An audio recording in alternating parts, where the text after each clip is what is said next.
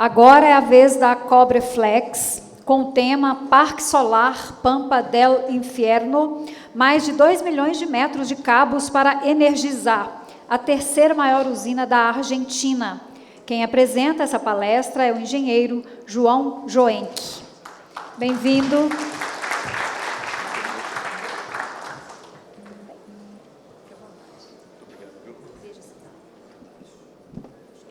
Teste, teste.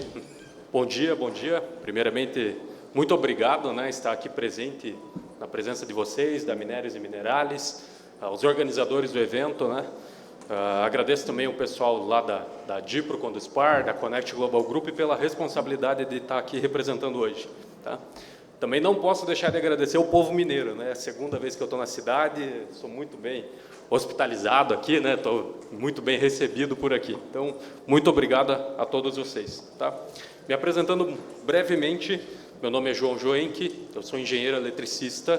Atualmente eu estou atuando como aplicação e produto de cabos elétricos na Dipro Conduspar. E o nosso tema aqui hoje é trazer um case sobre usina solar, mais especificamente o projeto de Pampa del Inferno, onde fizemos o fornecimento de 2 milhões de metros de cabo. Tá? Antes de entrar no detalhe do projeto, eu gostaria de deixar uma reflexão, a vocês. Se vocês confiariam, se o projeto fosse de vocês, se vocês confiariam em qualquer fornecedor de cabos. Por quê? É um projeto que está contando com 220 mil painéis solares. Então, o volume é muito expressivo. E é essa responsabilidade que nós, como fornecedor, assumimos também. Tá? Esse projeto ele nasceu da sinergia entre a Mi Global e a MSU Energy e permitiu a gente ser o fornecedor principal deste parque solar. Tá? Os dados do projeto podem ser olhados no slide. Essa UFV está localizada em Pampa del Inferno, ela fica na província de Chaco, na Argentina, numa linha, falando da complexidade logística, se a gente olhar para a capital do Paraguai, para Assunção, ela está a 534 quilômetros a leste, a província de Chaco, e a 574 quilômetros de Salta. Então, ela está bem no meio entre essas duas localidades. É uma região com clima semiárido, um clima bem severo. A gente proporcionou o fornecimento de 4 modelos de cabo, basicamente 4 modelos. Eles totalizam 2 milhões e 51 metros de cabo e são responsáveis pela interligação dos painéis solares. Tá? Essa usina ela tem uma potência instalada de 130 megawatts de potência e ela é responsável pelo abastecimento de 90 mil residências. Tá? Ainda sobre dados do próprio parque, a gente consegue estimar uma redução de CO2 de aproximadamente de 147 toneladas por ano. Tá? Esse fornecimento só foi possível devido ao nosso comprometimento de entregar produto conforme norma, conforme especificação de cliente, porque ao contrário que, de repente, muita gente pensa, o nascimento de um cabo elétrico ele não é a partir de um fabricante de cabos. A gente precisa primeiro ter essa demanda de projeto, esse assunto ele é debatido nos comitês de norma, então a gente precisa ter um embasamento de norma, esse respaldo técnico, ele é tanto do cliente quanto do fornecedor.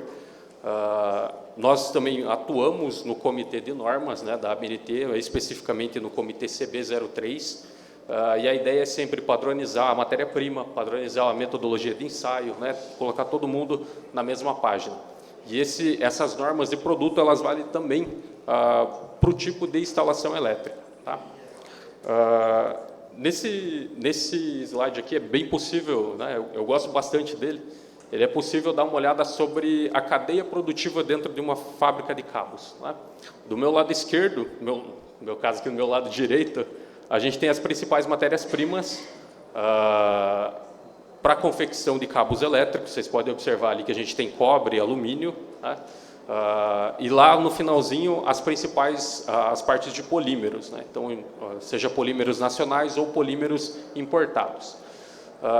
De forma bem macro, olhando como que é a produção de um cabeamento, então a gente começa com a inspeção dessa matéria-prima, ela é liberada para o processo de fabricação. A primeira etapa produtiva é a trefilação do metal, né? Então eu vou receber o vergalhão de cobre ou de alumínio e vou fazer esse estiramento, né? Então é esse alongamento do vergalhão, para fazer a conformação do fio, né? Do filamento. A segunda etapa é você pegar esse fio, fazer o encordoamento, né? A gente conhece dentro do chão de fábrica, a gente conhece isso como corda, né? Então a gente faz a confecção da corda, que é a base principal de qualquer cabo, e aí começam as suas diversificações de produto, né? Se é um cabo isolado, ele vai passar pela etapa de extrusão, né? A extrusão é a parte de conformação plástica desse produto, seja para fazer a proteção elétrica, que seria um isolamento, ou então uma proteção mecânica, né? Colocar uma cobertura em cima, e aí ele se ramifica, esse processo produtivo ele se ramifica a depender do produto que a gente está confeccionando, né? A depender da transformação do cabo que a gente vai fazer. A planta hoje ela tem cerca de 8.000 SKUs desenvolvidos, então é bem diversificado, apesar de, né, às vezes a gente pensa cabo, é só simples, mas não, tem toda uma engenharia por trás, tem todo um processo robusto por trás. Esse processo de fabricação ele é rastreável, né?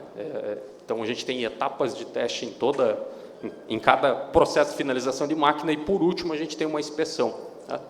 Quando fazemos o fornecimento de cabo para concessionárias, ou no caso de um projeto específico, como o Pampa del Inferno, ele precisa passar por uma inspeção de recebimento também.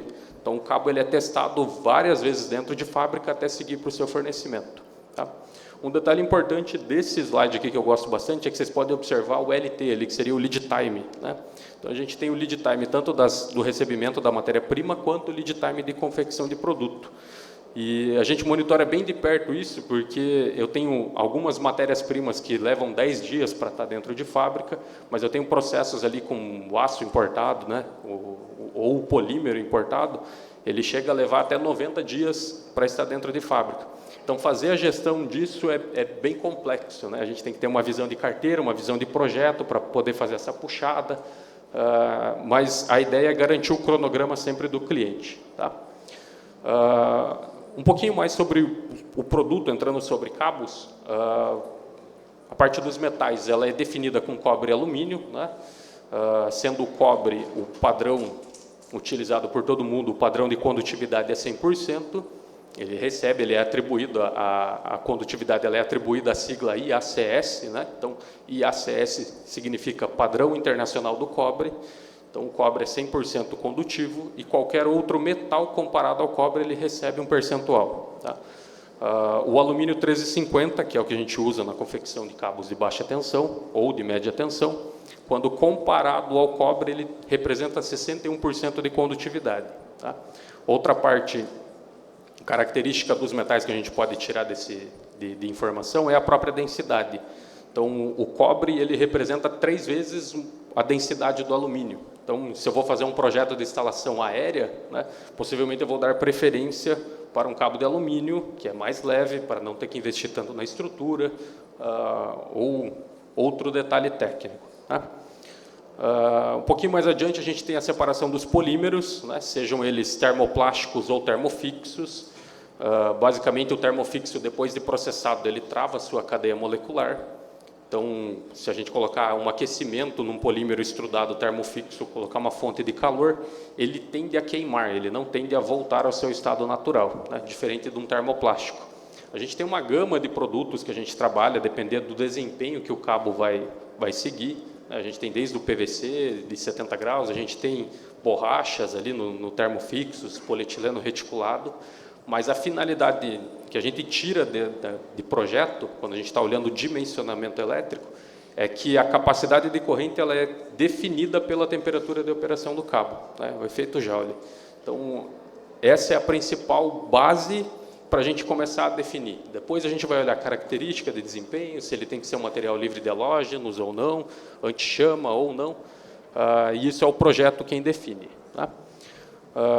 Falando sobre os cabos que a gente forneceu, a gente utilizou o cabo solar, que ele é utilizado na interligação dos painéis solares, ele é construído pela NBR 16612, e o diferencial desse produto é que ele opera até 120 graus, né? Então, ele tem uma temperatura de operação, um regime diferente dos cabos convencionais.